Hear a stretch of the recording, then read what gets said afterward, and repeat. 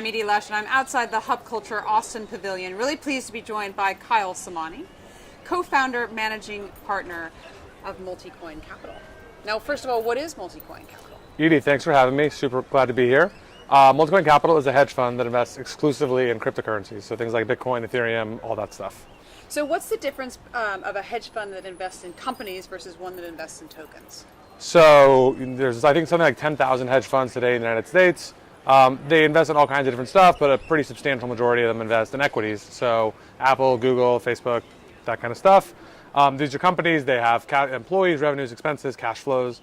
Those companies are theoretically valued, on some sort of net present value basis. People disagree on valuations, but there's kind of theoretically an underlying model here to value these companies, and people buy and sell them and have ownership and claim on assets and governance and all that stuff. In some of those hedge funds do in fact have some crypto holdings, although I think it's a very, very small minority. And when they do, I think they kind of maybe just have some Bitcoin. They don't really have much else. We specialize exclusively in cryptocurrencies, so we don't have any equities, any real estate, any debt, nothing else. And we're really deep technologists, and so we spend our time evaluating the protocols, the technologies, the teams, understanding what these things are, what are they, how do they work, if they work, how big can they get, and then placing bets accordingly. So can you tell me some of your insights? Tell me about your view of the cryptocurrency world at the moment. Yeah, so the thing that I'm kind of most excited about right now are what I call smart contract platforms. So Ethereum is the most famous, it's the largest, most established. Ethereum is the first really smart contract platform. There was nothing like it prior to Ethereum. Since Ethereum was born, about 2-3 years ago, a lot of people have been looking at Ethereum and saying, this is an amazing idea, but now there's all kinds of other variables to tune and design decisions to make. And so there's a whole new world of smart contract platforms that's emerging. And intellectually, I find them fascinating, the different trade-offs that they're making. So there's things like Cosmos that are helping connect tons of different blockchains. There's something called EOS, which is coming out in the next couple of months. There's a new thing called Definity that's getting hyped up a lot right now. Those are kind of the three and Cadena. Those are probably the four I'm most intellectually interested in. And there's a whole bunch of others, things like Neo, things like Cardano, that have some brand recognition. So tell me why you're most excited about those. What is it that you think is so fascinating? The scaling blockchains is a really hard problem. Kind of one of the most common criticisms about Bitcoin and Ethereum is they don't scale. I think Ethereum does something like 12 transactions per second, which obviously if you want to have any sort of global system, that's not going to work. And so there's this fun, huge computer science problem of how do we get these blockchains to scale to not even thousands per second, but millions per second. And the teams at Definity, at Cosmos, at Cadena, at EOS, they have fun, very different views on how to get there. And I'm super excited to see how these things play out and then how developers adopt these platforms and build on them. So what do you think, it's a fast-moving world, the cryptocurrency world. Where do you think we're going to be this time next year?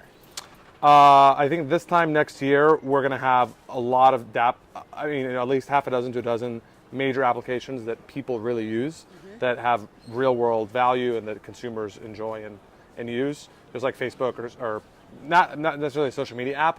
I don't know if any of those will take off. That's a really hard, tough nut to crack.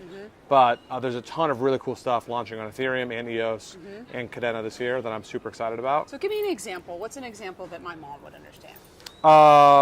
Does your mom like betting on sports? She does sometimes spend money on sports. Okay, so there's a really cool platform launching in the next couple of months called Augur. So Augur they call it a prediction market, and it's a way for two people to wager on the outcome of any arbitrary event. One of the largest niches in the world for that is sports betting. You can obviously bet on elections, but conceptually the Augur platform has a much bigger vision than that. You could any futures contract, options contract, derivative contract on Wall Street, those are all fundamentally in a prediction market. And so Augur is launching this platform. They're going to start with more consumer-oriented political betting, sports betting types of things. But what's going to be amazing is you don't have to call a bookie. It'll be all online. The fees will be under 1%. Right now, if you do this through Vegas, you're paying upwards of 10% in fees. And the betting pool will be global. So in these kinds of, you want global betting pools because it gets liquidity for everyone, right? And you get the best kind of market price. What about cryptocurrency for good? What about the opportunity that coins have or tokens have to do good in the world? There's some really amazing opportunities. One of the existential things that got started in Bitcoin, and we're seeing this accelerate now, is just usage and adoption by people all over the world. So not in Western democracies. If you live in Argentina, Venezuela, Syria, Iraq, North Korea, there's a lot of people all over the world that they don't trust the governments, don't like the governments. I would venture to guess somewhere on the order of 75% of the world's population doesn't really like its government. Yeah, absolutely. Like if we think about, U.S., Western Europe, fine, maybe. Yeah. But most of the rest of the world, probably not. Actually, according to the Trust Barometer, trust in governments is at an all-time low.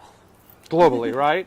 And so, like, there's a pretty, if you think about, like, the way your government fundamentally controls the society's money, and so, like, giving people an alternative money system they can access and use is, like, one of the most empowering and freeing things possible. And so there's all kinds of, I mean, you can go now in Venezuela, all these places, and you can see there's people fighting to get access to Bitcoin and Ethereum because they want to get their money out of the local currency.